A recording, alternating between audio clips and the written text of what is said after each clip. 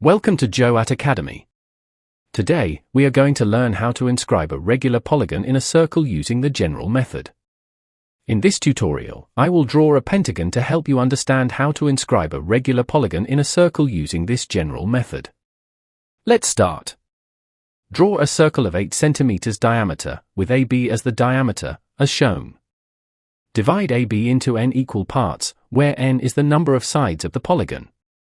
To do this, draw a slant line from point A, as shown. Use your divider to divide the slant line into the required number of equal parts. In this case, since we are drawing a pentagon, I will divide it into 5 equal parts, as shown. Then project each point on the slant line onto the line AB. I am using a set square and ruler to do the projection, as shown.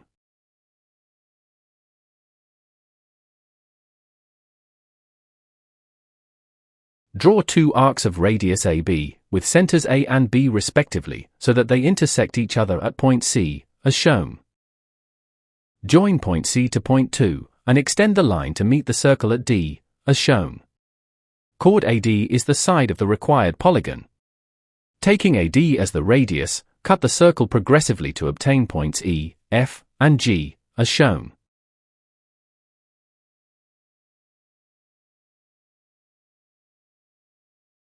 Now join point A to point D, then D to E, then E to F, then F to G, and finally G to A to form a pentagon.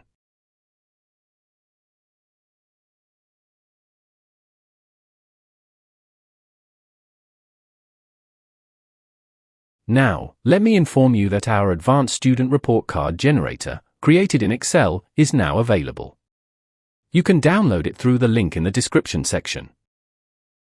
If you found this tutorial helpful, please subscribe, like the video, share it, and help grow the channel. Thank you for watching. Until we meet again, keep practicing. Goodbye.